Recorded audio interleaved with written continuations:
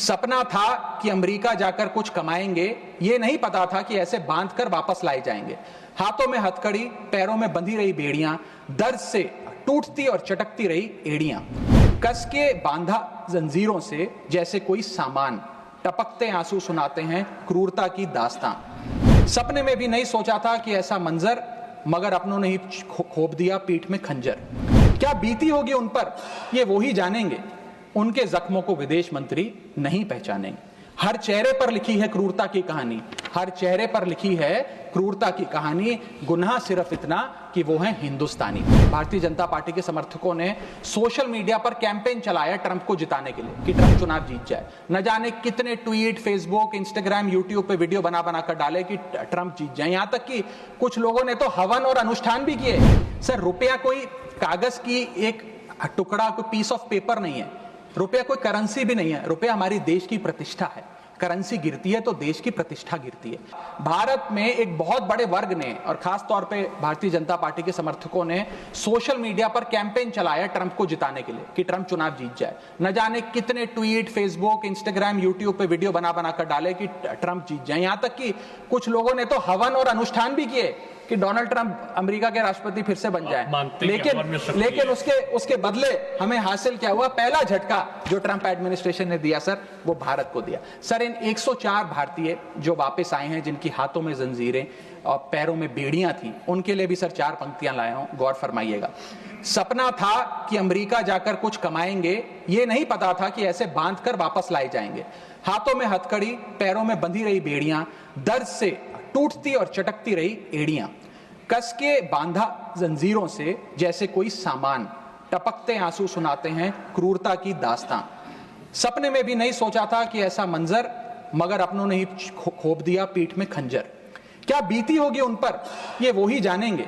उनके जख्मों को विदेश मंत्री नहीं पहचानेंगे। हर चेहरे पर लिखी है क्रूरता की कहानी, हर चेहरे पर लिखी है क्रूरता की कहानी। गुनाह सिर्फ इतना कि वो हैं हिंदुस्तानी। सर, अंत में मैं बस समाप्त कर रहा हूं सर। मैं आपका ध्यान आकर्षित करना चाहूंगा डीवैल्यूएशन ऑफ द इंडियन रुपी पर, कि गिरता हुआ रुपया। सर, रुपये आज ऑल टाइम लो पर है।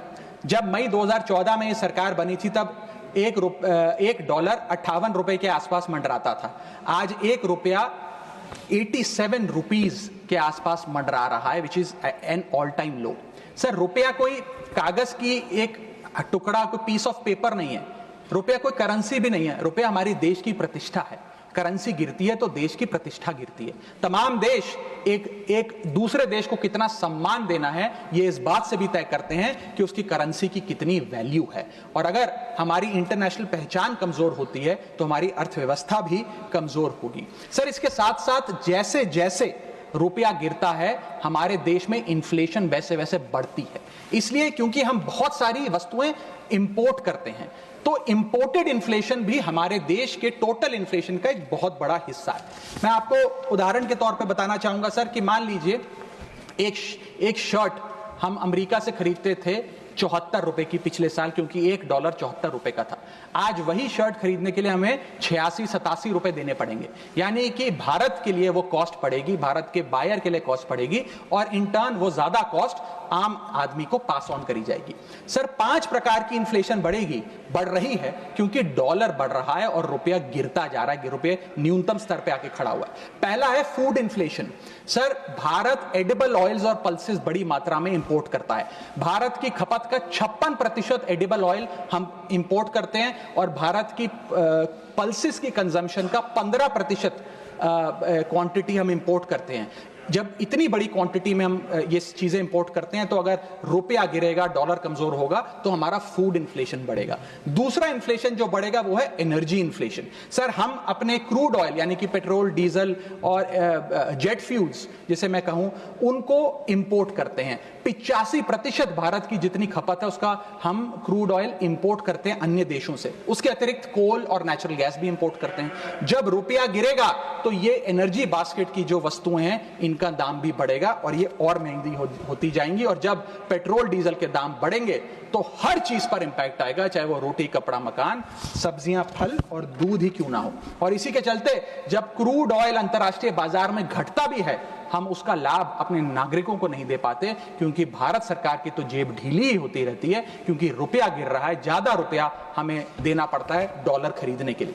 सर, तीसरा इन्फ्लेशन जो डीवैल्यूएशन ऑफ इंडियन रुपी के चलते होगा वो है health care inflation. Bulk drugs, medical equipments और हेल्थ केयर कंज्यूमेबल्स बड़ी तादाद में अन्य देशों से भारत खरीदता है, जिसके सारे कॉन्ट्रैक्ट्स डॉलर में सेटल किए जाते हैं। इसके चलते रुपए गिरने की वजह से हेल्थ केयर के आइटम्स भी महंगे होते जाएंगे। चौथा इन्फ्लेशन है सर एजुकेशन इन्फ्लेशन। लाखों लोग, भारत के लाखों बच्चे विदेश में पढ़ाई करते हैं। माँ बाप कमाते तो रुपए में हैं, लेकिन ट्यूशन फी, अकोमोडेशन फी, लिविंग एक्सपेंसेस, ये तमाम चीजें डॉलर में खर्च करने पे मजबूर होते हैं। इसीलिए सबसे ज्यादा अगर किसी को हिट करेगा ये डीवैल्यूएशन ऑफ द इंडियन रुपी, तो उन लोगों को करेगा जो विदेश में पढ़ रहे हैं। सर, आज से 4 साल पहले एक संपन्न परिवार अगर अपने बच्चे को यूनाइटेड स्टेट्स ऑफ अमेरिका में 4 साल का अंडर ग्रेजुएशन कोर्स कराने के लिए भेजता था, तो करीब करीब 1 करोड़ रुपए का खर्चा आता था। आज क्योंकि डॉलर इतना मजबूत और रुपया इतना कमजोर हो गया है, ये अमाउंट बढ़ के 2 से 2.5 करोड़ रुपए हो गया। सर, इसी के साथ साथ मैं बताना चाहूंगा कि 5वीं बड़ी इन्फ्लेशन जो इस देश में होने जा रही है गिरते हुए रुपए के चलते, वो है इलेक्ट्रॉनिक्स इन्फ्लेशन।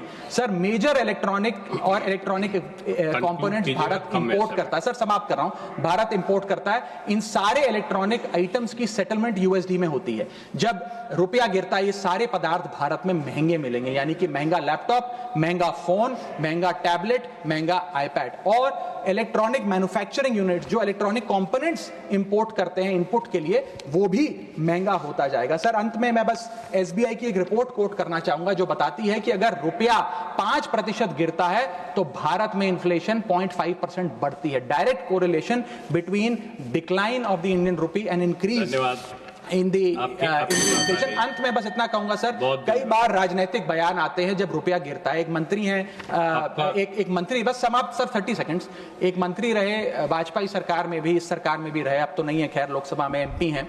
उन्होंने एक बयान दिया था जब रुपया गिरा था। उन्होंने कहा था, the worth of the Indian rupee against the dollar was equivalent to Rahul Gandhi's age when UPA came to power.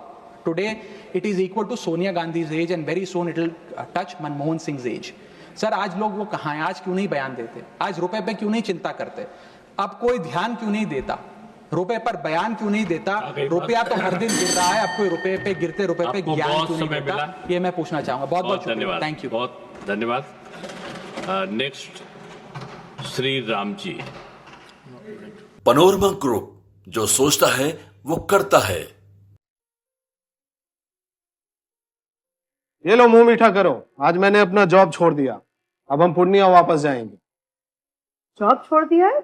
मतलब ये घर कैसे चलेगा? हम करेंगे क्या? और माँ बाबूजी क्या बोलेंगे? इसलिए मैं एक और मिठाई का डब्बा लाया। अपने बिजनेस के लिए लोन अप्रूव हो गया। अरे, लोन अप्रूव हो गया वो तो ठीक है, लेकिन पूर्णिया में हम रहेंगे कहाँ? अपना घर भी तो नहीं है वहाँ। इसलिए तो एक और मिठाई का डब्बा अलग से लाया हूँ।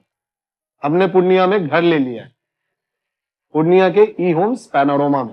पूर्णिया में पैनोरमा ग्रुप लेकर आए हैं ई होम्स पैनोरमा। बड़ा घर, आलीशान जिंदगी और अत्याधुनिक सुविधाओं के संग। अरे, अब क्यों मुंह मीठा करवा रही हो? क्योंकि हम घर वापसी जो कर रहे हैं। घर वापसी की खुशी पूर्णिया में ई होम्स पैनोरमा के संग।